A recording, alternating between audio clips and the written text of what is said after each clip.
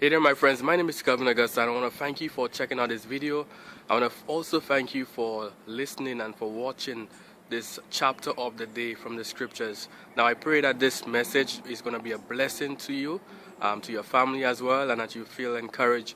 But also reach out to me on Facebook. I'm going to put my links in the description below so that we can connect and also help and encourage one another. So I pray that today's message is a blessing to you.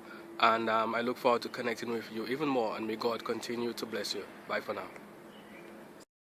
1 Kings 6. In the 480th year after the people of Israel came out of the land of Egypt, in the 4th year of Solomon's reign over Israel, in the month of Ziv, which is the 2nd month, he began to build the house of the Lord. The house that King Solomon built for the Lord was 60 cubits long, 20 cubits wide, and 30 cubits high. The vestibule in front of the nave of the house was 20 cubits long, equal to the width of the house, and 10 cubits deep in front of the house. And he made for the house windows with recessed frames. He also built a structure against the wall of the house, running around the walls of the house, both the nave and the inner sanctuary. And he made side chambers all around. The lowest story was 5 cubits broad, the middle one was 6 cubits broad, and the third was 7 cubits broad. For around the outside of the house he made offsets on the wall in order that the supporting beams should not be inserted into the walls of the house. When the house was built, it was with stone prepared at the quarry, so that neither hammer nor axe nor any tool of iron was heard in the house while it was being built. The entrance for the lowest story was on the south side of the house, and one went up by stairs to the middle story, and from the middle story to the third.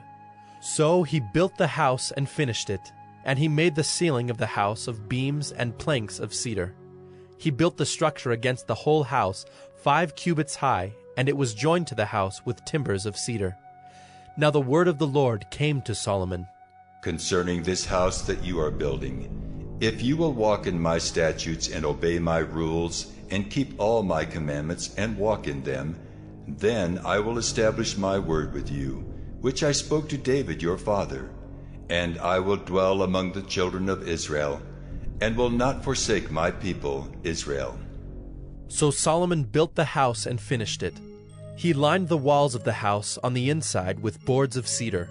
From the floor of the house to the walls of the ceiling, he covered them on the inside with wood, and he covered the floor of the house with boards of cypress.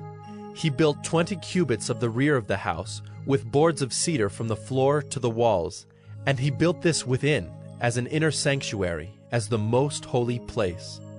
The house, that is the nave in front of the inner sanctuary, was 40 cubits long. The cedar within the house was carved in the form of gourds and open flowers. All was cedar, no stone was seen. The inner sanctuary he prepared in the innermost part of the house, to set there the ark of the covenant of the Lord. The inner sanctuary was 20 cubits long, 20 cubits wide, and 20 cubits high, and he overlaid it with pure gold. He also overlaid an altar of cedar. And Solomon overlaid the inside of the house with pure gold, and he drew chains of gold across in front of the inner sanctuary, and overlaid it with gold. And he overlaid the whole house with gold, until all the house was finished. Also, the whole altar that belonged to the inner sanctuary he overlaid with gold.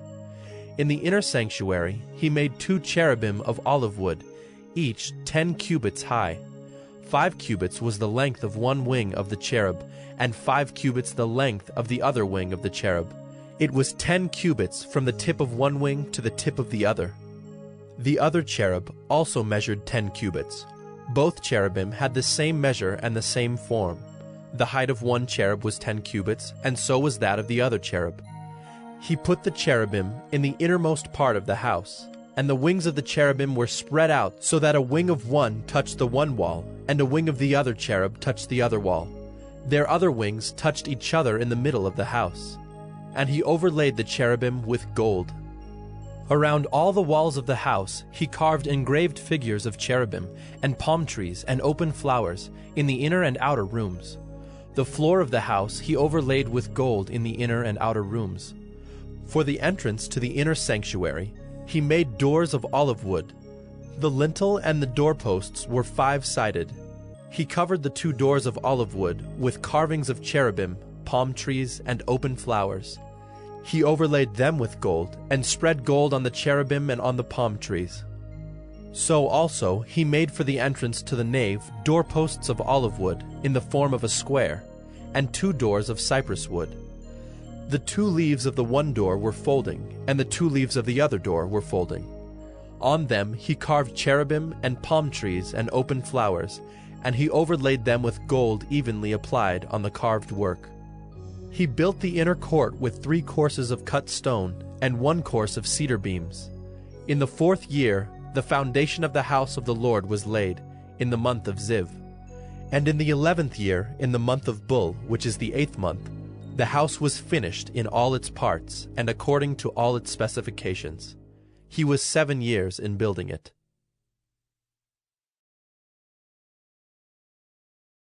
Hey there, my friends. My name is Kelvin Augusta again.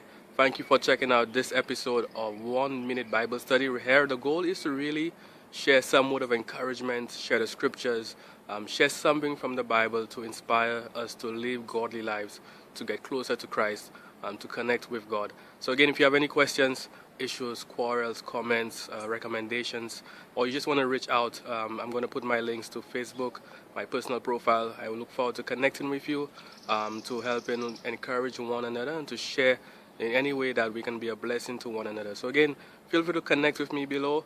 Thank you again for checking out this episode of 1 Minute Bible Study, where we've shared scripture, we've shared encouragement, and I look forward to connecting with you. May God continue to bless you. Bye for now.